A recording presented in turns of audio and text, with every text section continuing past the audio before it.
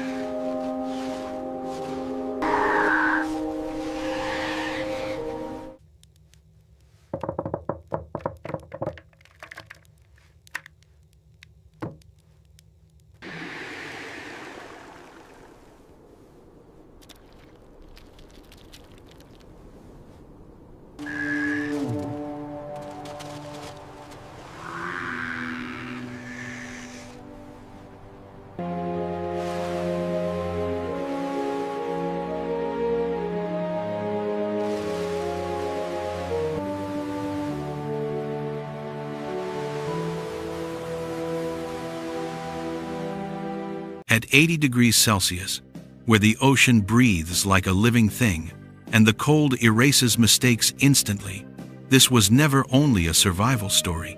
It was a question about what happens to a soul when it has nowhere left to belong. When time slows down, and every sound becomes a reminder that you are alone. An old man with an injured leg, waking each day inside a fragile wooden cabin, rubbing pain from his body, listening to wind scrape across ice, wondering if this silent morning would be another one he barely makes it through, wondering if the world had already moved on without him. How many times did he sit on the edge of that bed staring at the walls, asking himself why he was still here when everything outside seemed designed to break him down? How many nights did he fall asleep to the sound of the stove crackling, not for comfort, but just to feel something alive nearby, believing no one on this planet would even notice if he simply faded away one day? And when the storm finally took him, when the freezing water swallowed his body and crushed the air from his lungs, when the ocean dragged him down into darkness, did he fight because he wanted to keep going, or because instinct refuses to release even when the heart is exhausted? Was that moment panic, or was it surrender?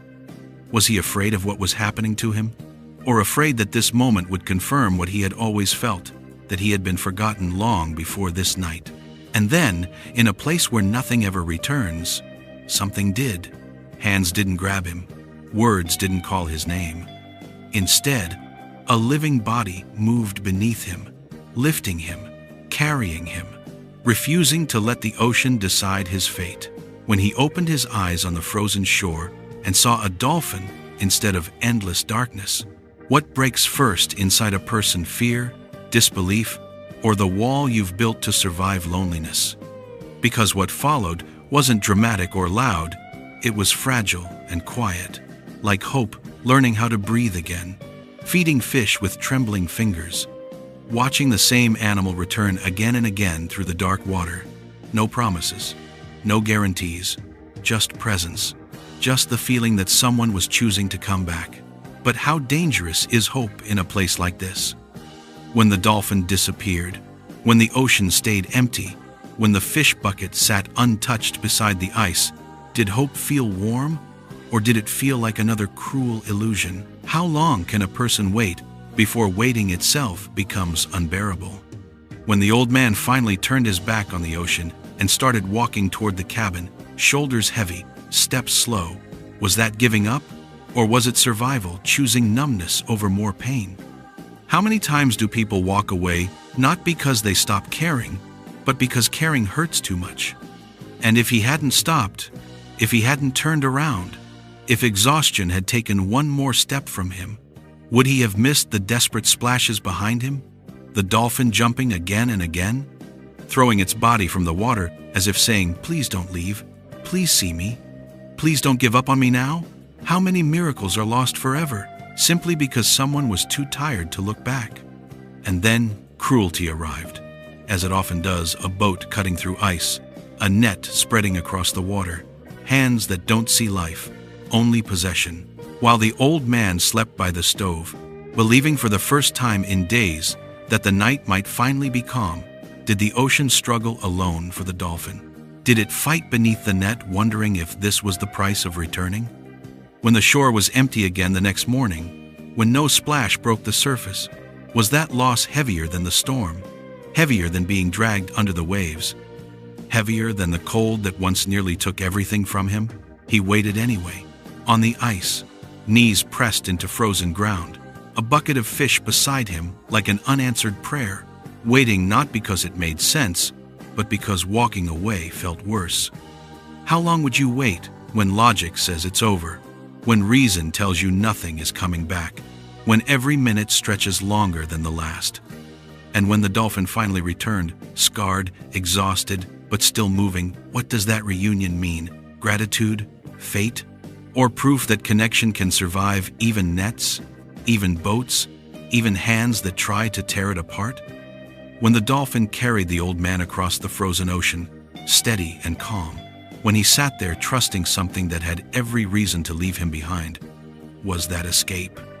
Or was it acceptance of a truth we often forget, that survival is not just about continuing to breathe, but about being seen. And as they moved away from the shore together, growing smaller against the endless dark water, what were they leaving behind? Pain, loneliness, fear, or the lie that survival is something we are meant to face alone? Because this story does not end with a rescue. It's with a question that lingers long after the screen fades to black. In a world this cold, what truly keeps us going? Longer, endurance, or connection? If kindness can exist at 80 degrees Celsius, if an animal can return when everything says it shouldn't, if a man with a broken body can still wait after losing almost everything, then what excuse do we have to stop believing in each other? And even beyond that, what happens after the miracle fades, after the adrenaline leaves, after the ocean goes quiet again? Is remembering being saved a good thing or a bad thing? Does the old man feel less alone when he sits in that cabin again and listens to the same wind and ice?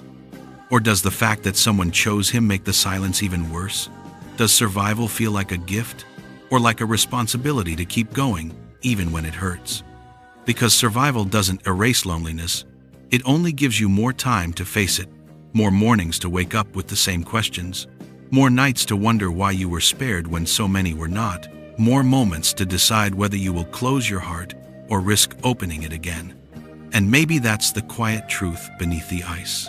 Being saved doesn't mean the end of suffering. It means living through it and caring about it, even when loss seems unavoidable. If a bond can last through fear, distance, capture, silence, and time in the coldest place on earth, then maybe connection isn't as weak as we thought. It could be the one thing that the cold can't take away. So the last question is still there, louder than the wind across the ice and heavier than the ocean's silence. If you were standing on that frozen shore, knees hurting, breath burning in your chest, eyes fixed on an empty horizon, waiting for someone who might never come back, would you have waited too? This video is a completely fictional and emotional short film created by me. It does not intend to harm animals. All scenes are entirely artistic storytelling created through imagination. Sounds or visuals have been largely edited or digitally produced. This video is fictional and not real.